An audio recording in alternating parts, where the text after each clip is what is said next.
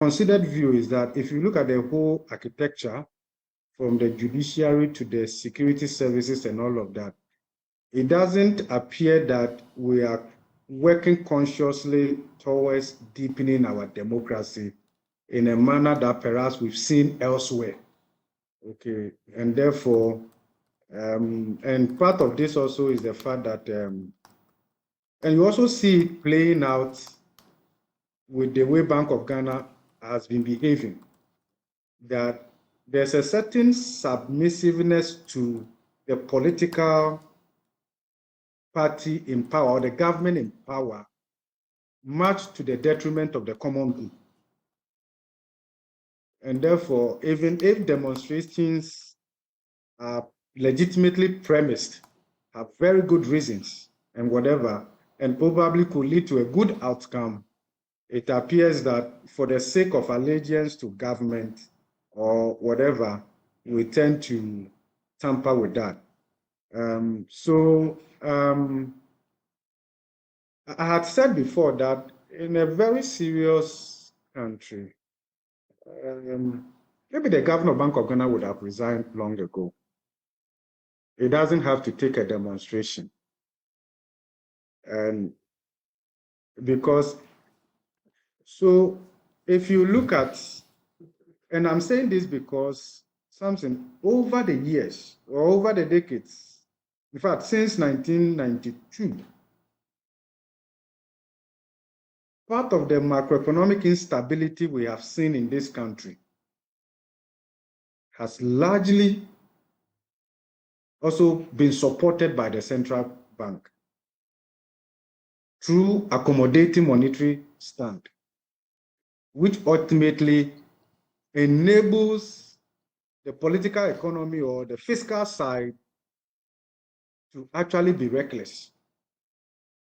To that extent, the checks and balances that one would have expected to come from the central bank. And it's for this reason that over the years, as a country, we've worked hard to generate the operational independence of the central bank. And I want to believe that the central bank, the Supreme Court would equally affirm the operational independence of the central bank, because as a horizontal accountability institution, is good for our democracy. And therefore, whoever presides over the affairs of the central bank would have to be mindful of the fact that they are there first to protect the institutional independence.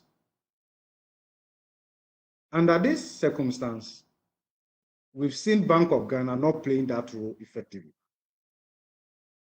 I could give you a little bit of statistics just to put this within context, so that as we reform going forward, we build forward better. Because what we are discussing here is not peculiar to only this regime. I've said that time and again, just to give context, except to say that the level and the magnitude of the deficit financing and the debt financing by the central bank is unprecedented and shouldn't have reached that level also. We can debate that. And I think it's from that perspective that one could reasonably conclude that the performance of the central bank was suboptimal. The demonstrators repeated to us the bank cleanup, or what others prefer to call bank collapse circumstances.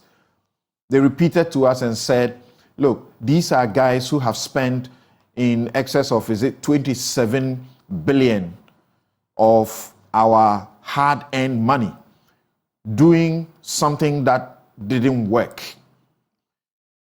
Microfinance companies, Atuforsen refers to them that they were targeted.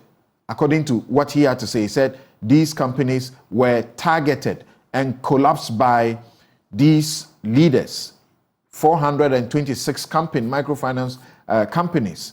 He said linked to the NDC were collapsed under this thing. And that the expenditure we made is part of the reason our economy couldn't take the shock when the world began to suffer some of the problems that it suffered. Some of you, the experts, were on our platforms explaining to the citizens why these measures were good measures. So are there reasons, the best reasons for the demonstration, before we come to the laws and the headquarters building? Yeah, Samson, this is an interesting question. I had held a view before, and I still stand by that the financial sector cleanup was necessary. And had maintained, even on this platform before, that the vulnerabilities that crystallized towards the end of 2016, running to 2017, which occasioned the financial sector cleanup, had started way back towards the end of 2011. The data is clear. Non-performing loans and all of that. We had maintained that the first asset quality review that was done 2015 clearly had indicated vulnerabilities in the financial sector. The decisive responsiveness didn't come the way it should. You can go through the IMF-supported programs, the 16th IMF-supported program from April 3rd, 2015 to April 2019. That is clear. So we were of the view, and I supported the central bank, that a certain level of cleanup needed to be done in order to reposition the financial sector to make it a bit more robust to support economic growth. That's clear.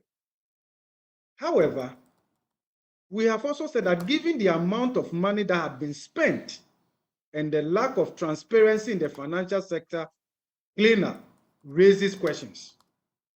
And we have maintained that this should independently be investigated. That it cannot be that we didn't, Bank of Ghana should have presented overall plan and how much it was going to cost the ordinary Ghanaian. Transparency, full disclosure. We saw what happened in the case of the US in the run-up in the financial sector cleanup, the global financial crisis, the relationship between the US Fed, Congress, and all of that. That should not be lost on us. And I think that, yes, if you look at how much we have spent, the lack of disclosure and transparency and all of that, clearly it raises questions about the financial sector cleanup. We will not run away from that now. And we've made that known. And I want to believe that, and also, you see, there are other things that are coming up now that wasn't visibly maybe available then in terms of politically connected businesses or financial institutions within the sector and how they were treated relative to others and the rest of them. I think we should all be bold enough to say we shouldn't have gone that way. That businesses should be allowed to thrive regardless of which regime is in power.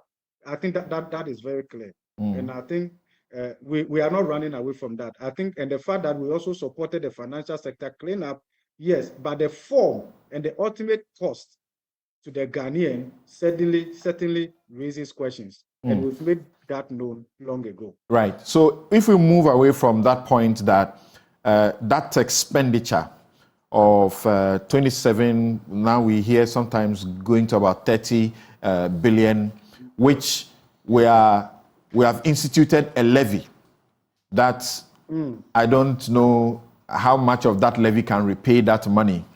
If we move from there, and the fact that led to weakening, if you like, call it the economic shock absorbers. And because of that, when the world situation came, we became so vulnerable, and that's why we are feeling it the way we feel. They are saying, and they have explained, that the historic loss that has been made at the Bank of Ghana, I've forgotten what the percentage is, you clearly should have it at your fingertip, was expenditure 60.8 billion cedis. That the chunk of the expenditure went to the DDEP, which is for us to help a recovery, to help recover the economy. So, on that basis, would you say that such a demand is justified, that he and his governor should resign? I think the explanation of Bank of Ghana doesn't stand. I take exception to that. Something, this is how I'm looking at it. We had crisis. Of course, before COVID-19, before Russia, Ukraine, there was clear evidence that the country's fiscal vulnerability was very high. It was clear. Just to give context, Ghana officially entered a high-risk debt distress category in 2014. As part of so when the government in 2014, actually it was on August 6, 2014, when the government made a call to the IMF for our 16th IMF supported program, which kicked in from April 3, 2015 to April 2019. One of the drivers was debt unsustainability. So the IMF supported program then had as part of the objectives to restore debt sustainability, among other objectives. When we exited that IMF supported program in 2019, we still could not achieve debt sustainability. We were still a high risk of debt distress as a medium debt carrying country. We were still at that point. Now, from the end of 2019, internal debt sustainability analysis done by Ministry of Finance itself had similar conclusion that our public debt was unsustainable, even before COVID, even before Russia, Ukraine. So the pre-existing vulnerabilities were there. Great. COVID came, and in the wisdom of Parliament, they felt the need to suspend the Fiscal Responsibility Act because the Act had imposed a limit in terms of the level of fiscal deficit that could be created at 5% of GDP. Now, Bank of Ghana, my considered view, I'm not a lawyer, is that could not have used the mere suspension of the Fiscal Responsibility Act as a basis to disregard its own act that imposed a limit on deficit financing to the tune of 5% of government's previous year's fiscal revenue. I don't think so. And that is why I say that that explanation from the central bank cannot be appropriately placed in here. Now, the reason I'm saying so, hello? Go ahead. I need us to wrap up. Yeah. So I'm not a lawyer, but that's how I see it, because there's a reason why the 5% limit is in there. If you want to go beyond that, there is an escape route. It's not like there is no other way.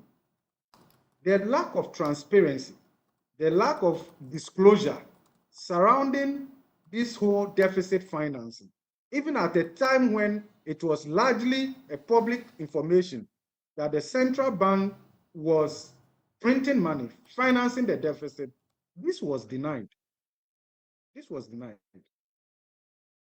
Prof, the way we have designed our central but Prof, when Dr. Kaysel Ato-Forsyth says they have printed money to the tune of 770 trillion in 2 years, is that fact? No, I'm not too sure the minority leader was talking about 700 trillion, because probably, I know that the deficit financing or net claims on the government, including overdraft and the rest of them, as at the end of 2022, was 77.6 billion cedis. So billion, not trillion. Yes, okay. 77.6 billion cedis. That was the amount. If you express this as a percentage of government previous year's total fiscal revenue, that was way in excess of the 5% limit. Okay. But something, this is a real issue. And why, and I think Honorable in your studio also talked about that, why politicians would almost always prefer somebody they can manipulate to be at the central bank. Something, look at it this way. Between 2008 and then 2012, the level of deficit financing by our central bank went up by more than 600%. In 2012, which was an election year, the level of deficit financing, at that time, the Bank of Ghana Act only allowed 10%. And this 10% is what has been reduced to 5%, even though under an IMF arrangement, we brought ourselves to zero financing. The level of financing, according to our current vice president, when he was in opposition, was more than 45% in 2012, when the limit was 10%. In 2013, the level of deficit financing was around 36% when it was supposed to be 10%. Now, it was this that created the inflationary pressures and the debt-induced macroeconomic instability that took us to the 16th IMF supported program. The response of the IMF was that, given the deficit financing, the unexpected inflationary expectations could no longer be unexpected. So one of the program objectives was to eliminate the fiscal dominance of monetary policy. We went through that. Okay. We are back to the same point now, right? Now, if you look at what we are talking about here, the level of the deficit financing is unprecedented.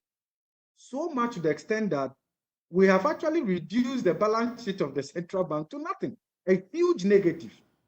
Look, we should bear in mind that when the central bank's balance sheet is rendered worthless, the way we see it here, it undermines the moral legitimacy of the central bank in monetary policy conduct and regulation. It also signals to the market that the central bank, in its attempt to claw back, would likely be aggressive with fines, and with a little infraction, you'll be imposed with fines, because the central bank needs to make money to repair its balance sheet. Okay. Prof, thank you very much for your time. Just in 30 seconds before you leave us, what will change if these officers were left the bank? Well, it is my considered view that there should be consequences. Otherwise, as a country, we can't move forward. There should be consequences. What we are talking about here is unprecedented. And I think that I've given you data across the two main It's unprecedented parties in extraordinary world economic situations. No, that's what they are telling you. You can see relativity. You can see marginality. It should not be the case that we are in this solely because of the external shocks. Okay. You can check Ghana's inflation across other countries. You can check the public debt data. You can check level of financing across even our peers and the rest of them. So it's a very lazy way of saying that everything is external. No. All right. We also don't discount the external impact, but let's accept responsibility. And let's make amends in a way that inures to the benefit of the ordinary Ghanaian. Thank you very much, Professor Godfrey Bokpin.